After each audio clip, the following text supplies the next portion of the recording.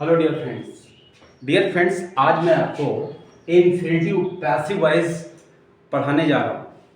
देखिए, बिल्कुल unique passive voice है, जनरली कम पढ़ाया जाता है। Please watch very attentively. Okay, look here. She has to speak English. Watch here very carefully. She has to speak English. जब to लगा होता है डियर फ्रेंड, तो क्या करते हैं, कैसे पैसिव वॉइस बनाते हैं उसका। Okay, so watch, she has to speak English. जब भी पैसिव वॉइस बनाते हैं तो हम ऑब्जेक्ट जो होता है, जो पीछे ऑब्जेक्ट होता है, इसको पहले ले आते हैं।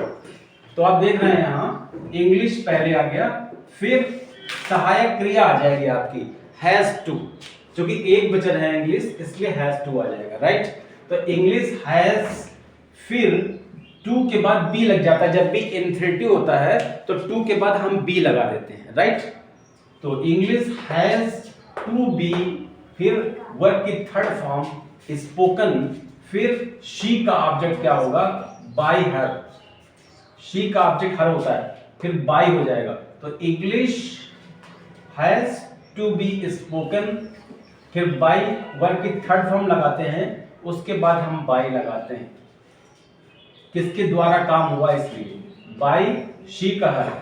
अगर इसका निगेटिव बनाना है तो English has not to be spoken by her. Has के बाद नॉट लगाते हैं, फिर टू बी लगाते हैं। ओके, बाकी सेम रहेगा। अगर इंट्रोगेटिव बनाना होता है इसको, तो सहायक क्रिया पहले ले आते हैं, has English to be spoken by her. Is it okay everybody? Okay, watch the next example. I have to wash the clothes. मुझे कपड़े धोने हैं। अब पैसिव वॉइस बनाने के लिए क्या करते हैं, पीछे वाला ऑब्जेक्ट का पार्ट हम सब्जेक्ट की जगह रखते हैं, पहले रखते हैं। तो क्या होगा, द क्लॉथ्स जो है ये पहले लिखा जाएगा, द क्लोथ्स। अब क्या होगा, the clothes have to be, क्योंकि कपड़े बहुत ज्यादा हैं इसलिए हैज नहीं आएगा, हैव आएगा। राइट, द क्लोथ्स हैव, टू के बाद बी लग जाता है पैसिव बनाने के लिए, the clothes have to be, और फिर वॉश की थर्ड फॉर्म हो जाएगी वॉश्ड, फिर थर्ड फॉर्म क्या होगा, बाई लगा देते हैं, और फिर सब्जेक्ट को ऑब्जेक्ट बनाते हैं। बाई, आई का क्या हो जाता है, मी। ये हो गया। अगर इसका नेगेटिव बनाना है तो द क्लॉथ्स हैव के बाद नॉट लगा दिए, the clothes have not to be washed by me. Interrogative बनाना है तो सहायक क्रिया पहले आ जाएगी, have the clothes to be washed by me. देखिए नेक्स्ट है, the police have to look into the matter. Police को मामले की जांच पड़ताल करनी है। अब देखिए ऑब्जेक्ट क्या है, the case, the police have to look into the case. तो द केस जो है आपका पहले आ जाएगा, फिर सहायक क्रिया आ जाएगी हैज टू बी, क्योंकि केस एक वचन है इसलिए हैव टू बी नहीं लगेगा, हैज टू लगेगा। Okay, the case has to be, look की थर्ड फॉर्म लुक्ड आ जाएगी, इनटू बाय द पुलिस। कोई जरूरी नहीं बाय द पुलिस, क्योंकि ये अंडरस्टूड होता है कि पुलिस ही केस की जांच पड़ताल करेगी, तो जरूरी नहीं होता है कि हम सब्जेक्ट को शो करें यहां पर ऑब्जेक्ट के रूप में। राइट, तो the case has to be looked into by the police. Negative, the case has not to be, has के बाद नॉट लगा देंगे, the case has not to be looked into by the police. इसके बाद अगर interrogative बनाना है तो has the case to be looked into by the police, चाहे तो लिख दें। नेक्स्ट है, the public has to convince the party. Public को पार्टी की कन्वेंसिंग करनी है। राइट, तो क्या होगा, पहले द पार्टी आ जाएगा आपका। ऑब्जेक्ट जो पीछे वाला पार्ट होता है वो पहले लिखा जाता है पैसिव वॉइस बनाने के लिए। तो द पार्टी, फिर एक वचन है इसलिए हैज टू आएगा, हैज टू बी। जहां टू होता है वहां बी लग जाता है पैसिव वॉइस बनाने के लिए। तो the party has to be convinced. Convince की थर्ड फॉर्म आएगी कन्वेंस्ड। कन्वेंस्ड अब किसके द्वारा, अब बाई आ जाएगा, बाई द पब्लिक। ओके, इसकी अच्छी प्रैक्टिस करिए। अगर निगेटिव बनाना है इसका तो the party has not to be, has के बाद नॉट लगा दीजिए।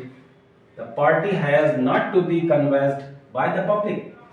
अगर इंट्रोगेटिव बनाना है, has the party to be convinced by the public. Next है Krishna has to learn English. Krishna को अंग्रेजी सीखनी है। तो क्या होगा, ये इंग्लिश जो है ये पहले आ जाएगा, ऑब्जेक्ट आपका पहले आ जाएगा। तो इंग्लिश, फिर क्या आएगा, हैज टू बी। लर्न की third form learn. Third form के बाद हम बाय लगाते हैं, किसके द्वारा, bye Krishna.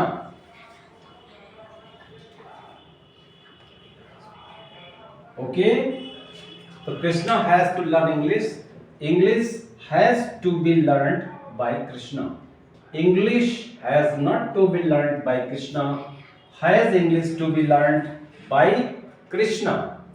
Okay, what the next one is Modi ji has to hoist the flag. Modi ji has to hoist the flag. Modi ji को झंडारोहण करना है। अब क्या होगा, क्या काम करना है, उस काम को फोकस करते हैं हम पैसिव वॉइस में। हम सब्जेक्ट को फोकस नहीं करते, पहले हम जो मेन फोकस करते हैं वो ऑब्जेक्ट को फोकस करते हैं पैसिव वॉइस में, राइट। तो क्या होगा, the flag,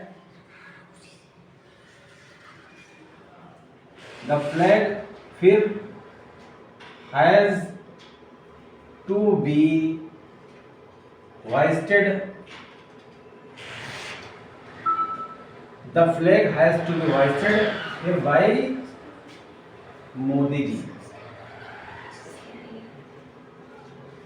The flag has to be hoisted by Modi ji. The flag has not to be hoisted by Modi ji. Has the flag to be hoisted by Modi ji. अब ये last है आपका, you have to inform them. तुम्हें उन्हें सूचित करना है, तुम्हें उन्हें सूचित करना है, राइट। तो क्या हो जाएगा, देम जो है उसका सब्जेक्ट क्या होता है, दे। देम का सब्जेक्ट जो होता है वो दे होता है, तो दे पहले आ जाएगा।